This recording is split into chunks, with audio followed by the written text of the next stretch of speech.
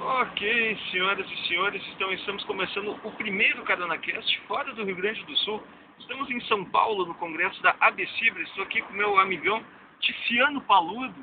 Estamos aqui num táxi a caminho de um evento onde o cara que fundou a Wikipedia, chamado Jimmy Wales, vai falar. A gente não sabe se vai chegar a tempo, mas essa é a beleza do CaronaCast. O trânsito interfere e olha que agora começou a andar. Coisas de cidade grande. 19 horas da noite, de segunda-feira. Em São Paulo, 19 horas. Então, Tiziano, vamos falar sobre o quê? O que te trouxe aqui ao ABCibre? Bom, eu vim apresentar um pedaço do meu trabalho, do meu mestrado. No segundo, vim apresentar sobre o Cyberhoods, que é um conceito que eu desenvolvi, que é essa gurizada que compra downloads legalizados para depois disponibilizar de forma gratuita nos rapid shares e afins.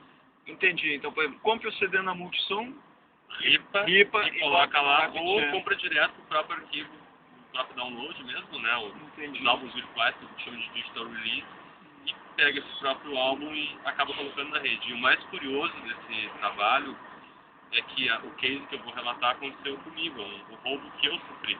Baseado em fatos reais. Baseado em fatos reais. Um trabalho que eu tinha feito com o Júpiter Maçã. Um dia depois que a gente publicou o trabalho em Londres, ele foi surrupiado, foi comprado legalmente e em seguida disponibilizado na rede, perfeito, com capinhas e releases. As pessoas que dão o trabalho de escanear a capa, etc. Mas é uma curiosidade também que nos acompanha nesse caminho, que são as recorrentes ambulâncias, né? Exatamente. Ficamos onde está por enquanto, mas já é o quarto ou quinto passo por nós. Exatamente, deve ter acontecido algum acidente grande. Confira nas notícias. Agora é dia 10 de novembro de 2008. Exatamente. Então, Tiziano, como tu tá vendo que esse negócio de internet está transformando a tua atividade de produtor musical? Bom, sabemos uma coisa, desculpa te interromper, mas os alunos apontaram para mim, eu não pude deixar de olhar, que a internet já tratou de ressuscitar umas entrevistas tuas de muito tempo atrás. Isso é uma coisa que eu fiz proposital, que eu coloquei na... Foi tu que colocou? Sim, fui eu que coloquei. Mas que maravilha, esse homem é um avião. Uma entrevista minha de 92, 96, os meus cabelos eram bem maiores do que hoje, né? Fui acusado de emo, numa época em que o conceito né? Na verdade, é pose, era aquele conceito ali. E, enfim, sobre a sua pergunta. Na verdade, como em qualquer coisa do mundo, tem os dois lados da moeda, tem o lado positivo e o lado negativo. Inclusive, uma coisa que é interessante da gente ir no encontro desse sobre cultura, que a gente pega muito apaixonado pelo tema.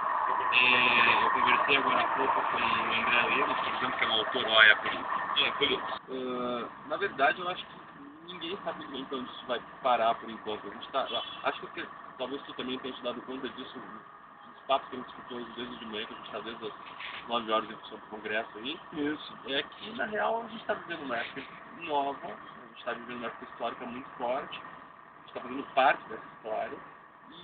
E a gente está tentando dar nome às coisas, entender as lógicas de funcionamento. E hoje mesmo já se questionou o próprio nome de cibercultura, até quando vai ser usado. E acho que isso tem muito a ver com a questão da música também. Então, quer dizer, acho que no vídeo acontece uma coisa parecida com isso também. É verdade.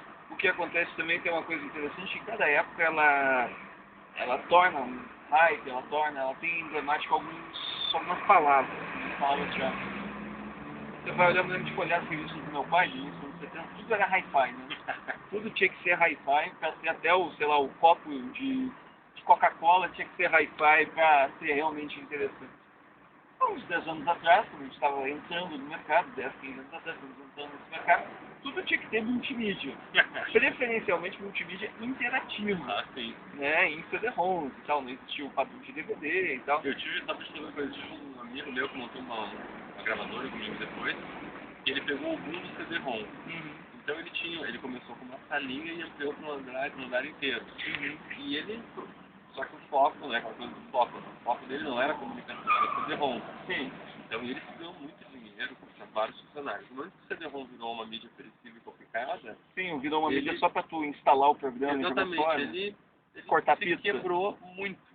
Então, mas tinha justamente esse apelo inclusive o nome da empresa tinha a ver com o mas o nome tinha muito a ver com o multimídia também. Sim. Eu me lembro até agora, vindo de Guarulhos, hoje ali pro evento, ali o táxi passou e tem um prédio, toda uma arquitetura cheia de vidros, toda aquela arquitetura meio modernista, maneirista ali do final da década de 90, que era uma coisa muito engraçada.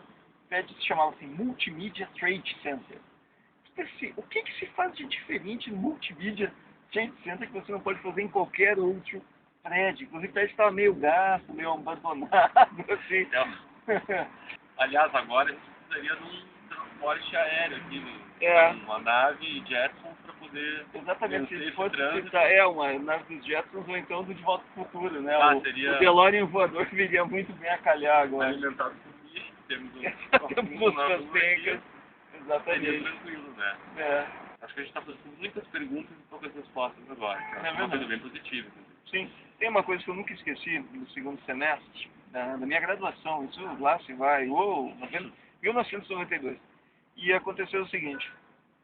Uma aula lá da professora Joane Bentes, que hoje ainda trabalha no ensino, uma hora os alunos começaram a reclamar, professora, mas então, como é que um autor lá que a senhora botou num texto diz uma coisa, o outro autor diz outra, que ninguém se entende. Assim, então, se um diz uma coisa, outro diz outra, terceiro, é porque ninguém sabe. Se ninguém sabe, como é que vai se dar aula sobre aquilo que ninguém sabe? Tem que ser um conceito, não tem que saber. Aquela ponto de vista bem assim, né? Tá. E daí ela disse negativo. O bom é haver discussão. Enquanto há discussão, a ciência, o conhecimento está evoluindo. Quando o conhecimento está lá paradinho, consolidado, só tem um conceito que ganhou e pronto. É um pensamento bem medieval esse do conceito de tanque. O que é isso? Né? Pim. Né? 1, 2, 3, pim. Aí está o centro, quer mostrar o centro aí, ó. Vamos ver aqui então, Centro Cultural São Paulo. As imagens não mentem, pessoal. Pelo menos o CaronaCast. Um abraço, até daqui a pouco. Olha aí, já estamos com o nosso convite. Isso aí, deu certo, pessoal. Deu certo. Chegamos a tempo. E agora é a hora do seu crio. Ok, claro, né? Vou ficar um tempo sem nicotina no organismo, tem que ter uma nicotina para ver um fundador da Wikipedia, né? É isso aí. E é o seguinte, eu quero deixar registrado no programa, que eu gosto demais desse cara aqui, que essa é a nossa primeira indiada, essa Rio Grande do Sul, que eu pretendo fazer muito mais indiadas no Brasil. Faremos, sempre com o CaronaCast envolvido. É isso aí.